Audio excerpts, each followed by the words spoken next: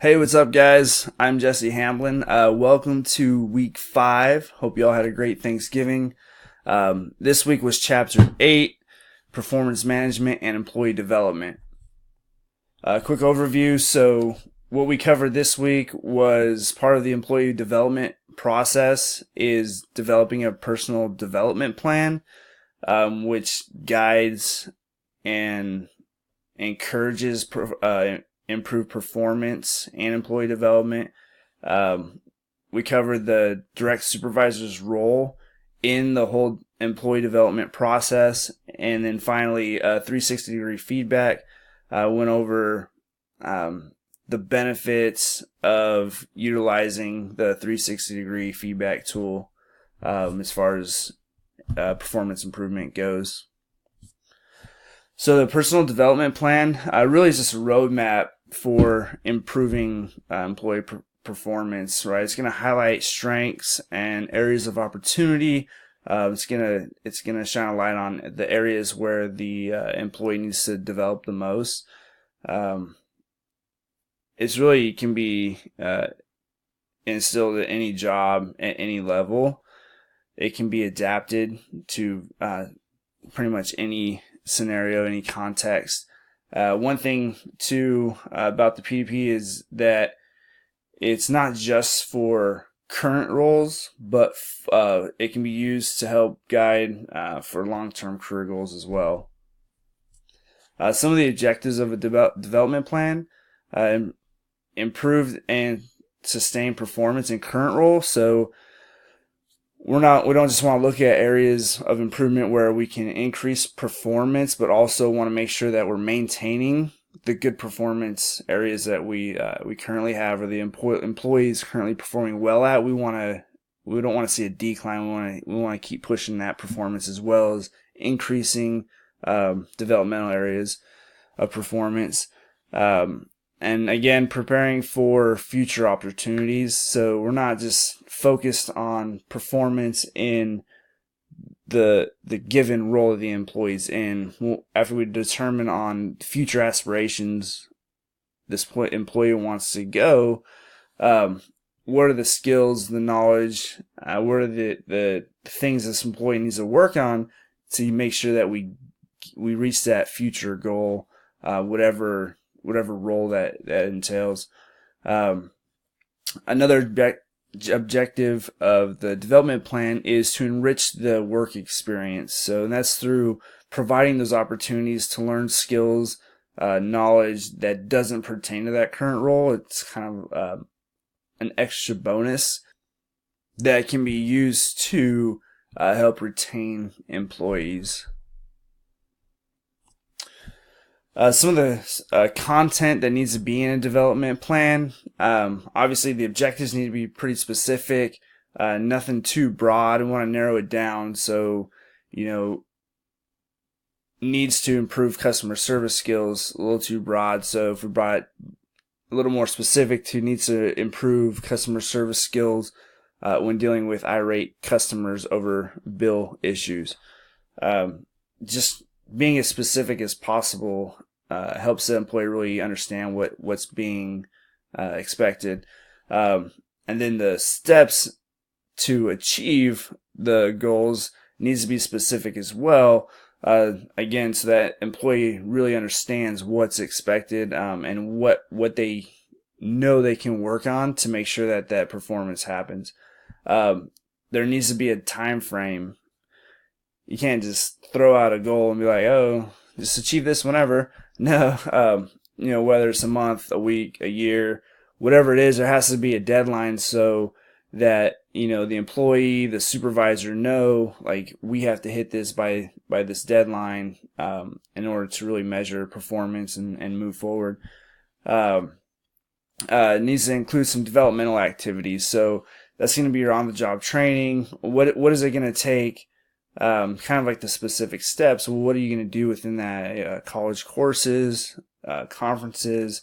I mean, it needs to include those specific activities the employee can partake in to help that development process. The supervisor's role in the employee development process is pretty significant. Really, they're the driving force behind development. They're the ones that are going to explain, what's required, what expectations are. They're going to gather, explain the resources that are available or that are needed to ensure that performance expectations are met. A tool that supervisors can use to gather some information is the feed forward interview. Starting with this, what was a time the employee felt most successful or like they performed the best, gathering bits of information.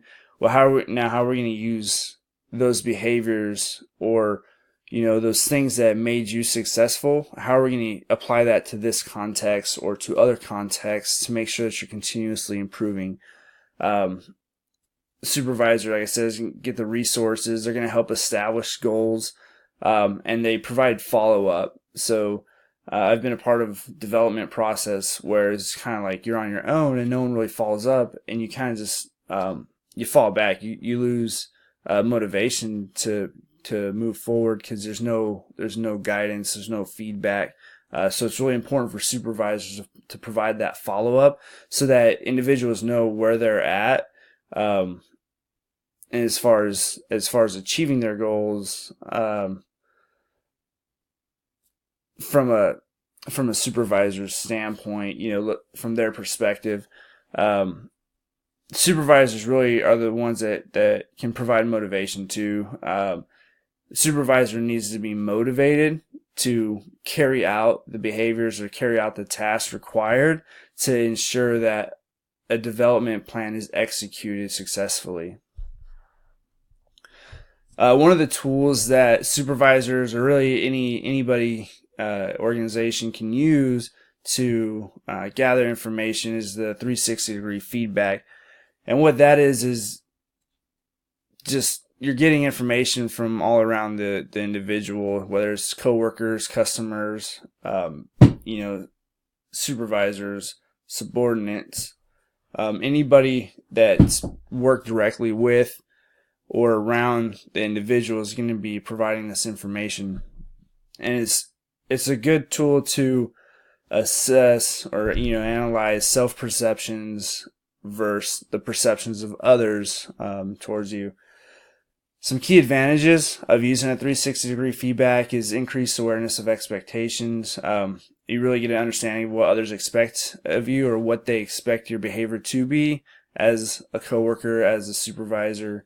The information is used to improve performance. So use that information in the when developing the developmental plan. And 360-degree feedback helps really decrease biases as far as rate or distortion and employee weaknesses. Key characteristics of 360-degree feedback. In order to really be successful, it has to stay focused on behaviors. It can't be used as a tool. Well, I mean, it can, but you don't necessarily want it to be used as a tool for administrative purposes or punishment. You really just want to focus on behaviors and that it's used for development. When it's put out that way, when you want to respondents, it helps them understand and rate a little more fairly to where those ratings aren't distorted, and keeping them the respondents anonymous helps ensure you're getting the most realistic picture of that employee in the areas which they're strong and areas that they can improve in. So the two questions I have this week, question 1 is, have you ever created a personal development plan? If yes, what was it effective? What made it effective? What made it not effective? What could have been improved? And this could be for a personal development plan for you or for a subordinate or another employee. And if you haven't, why not? Like for me, I've done half of one, I guess. I was told back when I was active duty, I had supervisors like, oh, you can go to this website, create one if you want to. No big deal. I'm not pushing you. And where I'm at now, I got some training on creating a development plan and just no follow through. And I'm just the kind of guy that's I got a lot going on in my mind, and if I'm not sat down and guided through something like that, I'm probably just not going to do it. Which is, I should probably work on that.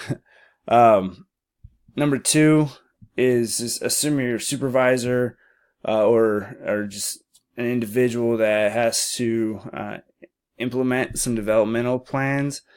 How do you respond to those individuals that they're not motivated to creating a personal development plan, or they don't feel that they need one? How do you adapt, or how do you change your approach to where you can kind of get employee buy-in off of those?